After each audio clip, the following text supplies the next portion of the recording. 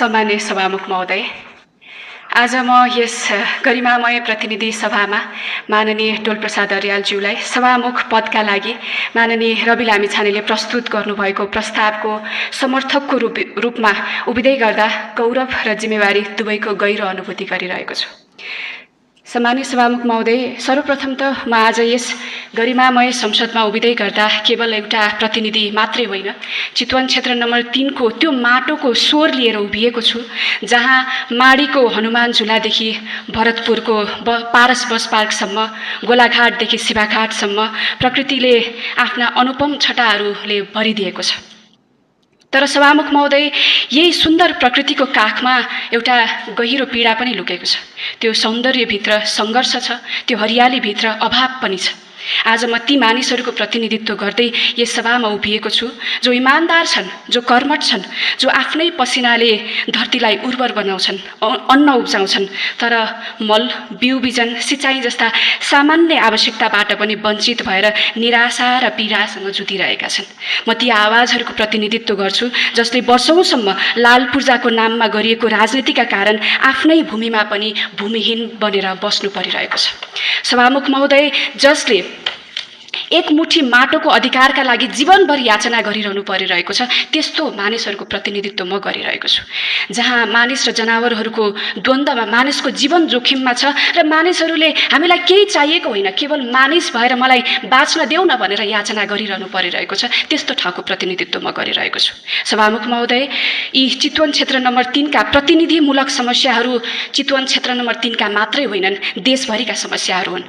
माननीय सदस्यहरूले जनताले दैनिक रूपमा भोगिरहेका यी र यस्तै समस्याहरू उठाउँदा म विश्वास गर्दछु सम्माननीयको आसनबाट भोलिबाट माननीय डोलप्रसाद अर्यालज्यूले समाधानको लागि संसदको तर्फबाट कानुन निर्माण गरेर र सरकारको तर्फबाट कानुन कार्यान्वयन गर्न प्रेरित गरेर सहजीकरण गर्नुहुनेछ भन्ने मैले अपेक्षा लिएको छु। जनताको दैनिक जीवनमा भोगिरहेका समस्याहरू उठाउने सांसदलाई सम्मान्यज्यूले प्रोत्साहन गरी सरकारलाई सदन मार्फत यी आवाजहरू सुनाउनको लागि पहल गरिरहनुहुनेछ भन्ने मैले विश्वास व्यक्त गरेको छु। सभामुख महोदय, यसपटक 2082 को निर्वाचनले यो संसदको स्वरूप मात्रै परिवर्तन गरेको छैन, यसले देशको मनोविज्ञान नै बदलिएको सन्देश पनि दिएको छ।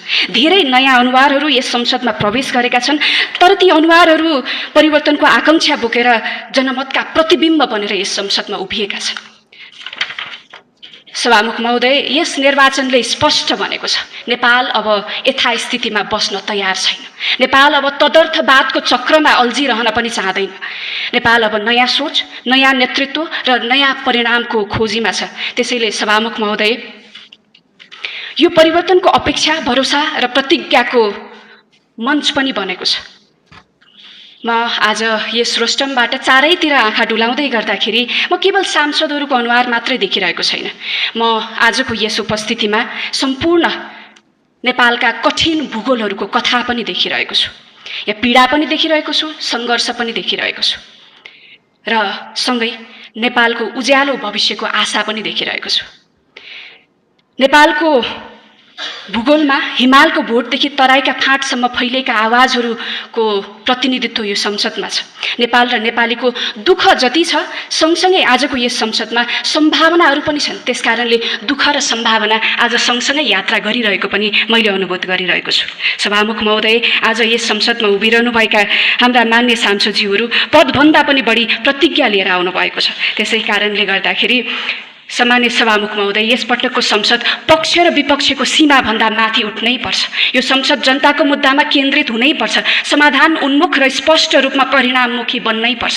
नयाँ ऊर्जासहित आएका सांसदहरू र दीर्घ संसदीय अनुभव बोकेका अग्रजहरूको पनि उपस्थिति छ, जसले मिलेर यस संसदलाई अझ परिपक्व बनाउनतिर लाग्नै पर्नेछ। तर हामीले बुझ्नै पर्छ कि लोकतन्त्र केवल भाषण र बहसले मात्र होइन, हाम्रो बहसहरूले ल्याउने परिणामले पनि अर्थपूर्ण छ कि छैन भन्ने कुराको सन्देश दिन्छ। त्यसकारणले स्वस्थ बहस आवश्यक छ, तर बहस केवल बहसमै मात्र सीमित रह्यो भने जनताको विश्वास कमजोर हुँदै जान्छ।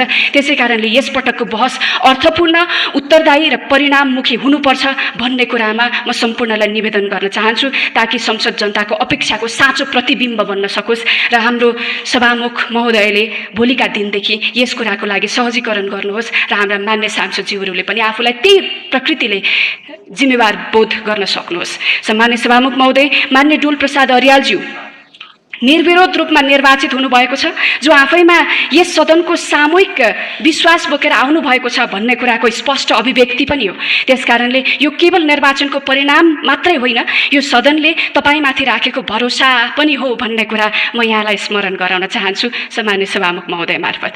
अब यो विश्वासलाई संस्थागत गर्ने, संसदलाई गरिमामय, निष्पक्ष र प्रभावकारी बनाउने जिम्मेवारी सम्मान्य सभामुख महोदय मार्फत भोलिबाट नवनिर्वाचित सम्मान्य सभामुख महोदयको हुनेछ भन्ने कुरा पनि म निवेदन गर्न चाहन्छु। म विश्वास गर्दछु कि तपाईँको नेतृत्वमा यो संसद बहसको सशक्त मञ्च बन्नेछ, जहाँ जनताको मुद्दा केन्द्रमा रहनेछ, बहस तथ्यमा आधारित हुनेछ र त्यही बहसबाट स्पष्ट नीतिगत निष्कर्ष निस्किनेछ, जसले सरकारलाई सही दिशामा मार्ग निर्देशन गर्नेछ। सम्मान्य सभामुख महोदय, संविधान जारी भएको वर्षौं बितिसक्दा पनि अझै धेरै कानुनहरू निर्माण हुन बाँकी छन्। कानुनी आधारको अभाव भएकै कारण जनताले पाउनुपर्ने सेवा पनि सहज रूपमा प्राप्त गर्न सकिरहनु भएको छैन। यो केवल प्रशासनिक विषय मात्रै होइन, योभन्दा अगाडि विगतका दिनहरूमा संसदमा भएका गतिविधिहरूका बारेमा जनताले कति भरोसा गर्नुभयो, कति भरोसा गर्नु भएन भन्ने जनताको विषय हो, तर त्यसमा आत्मसमीक्षा गर्नुपर्ने विषय पनि तत्काल रूपमा उपस्थित भएको छ। त्यसकारणले जति समय गएको दिनहरूमा यस संसदबाट काम भए, कानुन निर्माणमा काम भए, त्यो भन्दा धेरै गुणा बढी अबको संसदले गएको 10 वर्षमा नभएका कामहरू पूरा गर्नुपर्ने ठूलो अपेक्षा बोकेर आएको छ। त्यसकारणले अब यसपटकको संसदले स्पष्ट जिम्मेवारी कानुनी रिक्तता पूरा गर्नको लागि काम गर्नुपर्नेछ, शासनलाई प्रभावकारी बनाउनको लागि काम गर्नुपर्नेछ, सरकारलाई जवाबदेहिताको कसीमा राख्नको लागि पनि काम गर्नुपर्नेछ।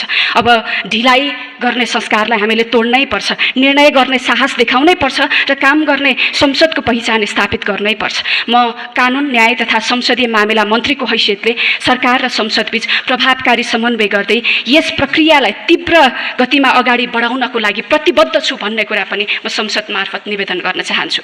सम्मान्य सभामुख महोदय, यसपटकको संसद दलहरूको प्रतिस्पर्धा भन्दा माथि यो पुस्ताको आशा बोकेर आएको एउटा ऐतिहासिक जिम्मेवारी प्राप्त संसद बनेको छ। त्यसकारणले पनि यसपटकको संसद एउटा ऐतिहासिक परीक्षामा उभिएको छ।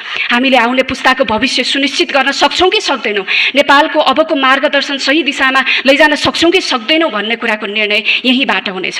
हामी यही क्षणमा चुक्यौँ भने इतिहासले हामीलाई कहिले पनि माफ गर्ने छैन। यदि हामी जनताको मुद्दाबाट टाढा भयौँ, यदि तथ्यभन्दा बढी भावनामा अल्झियौँ, यदि अनावश्यक विवादमा हामीले समय खेर फाल्यौँ भने यो संसद आशाको प्रतीकभन्दा बढी निराशाको उदाहरण बन्नेछ। त्यसकारणले सम्मान्य सभामुख महोदय, हाम्रो बोली यस संसदमा हामीले राख्ने विषयवस्तु, हामीले अभिव्यक्त गर्ने हाम्रा विषयवस्तुहरू मर्यादित हुनुपर्छ, त्यसमा तथ्यहरू हुनुपर्छ भन्ने कुरामा म स्पष्ट छु र त्यही कुरा यो संसदमा सम्मान्य सभामुख महोदय मार्फत निवेदन गर्न चाहन्छु। किनकि संसद भनेको केवल बोल्ने थलो मात्र होइन, निर्णय गरेर देशलाई एउटा दिशा निर्धारण गर्ने जिम्मेवार संस्था पनि हो। त्यसैले हामीले जिम्मेवारीपूर्वक आफ्नो भूमिकालाई यहाँ प्रस्तुत गर्नुपर्छ। अन्त्यमा माननीय डोल प्रसाद अर्यालज्यूलाई सभामुख पदमा निर्विरोध रूपमा निर्वाचित हुनुभएकोमा हार्दिक बधाई र सफल कार्यकालको शुभकामना व्यक्त गर्छु र उहाँको जिम्मेवारीलाई पूर्ण समर्थन गर्दै उहाँको नेतृत्वमा यो संसद अझ प्रभावकारी, मर्यादित र जनउत्तरदायी बन्नेछ भन्ने कुरामा म विश्वास व्यक्त गर्न चाहन्छु। हवस् त, धन्यवाद।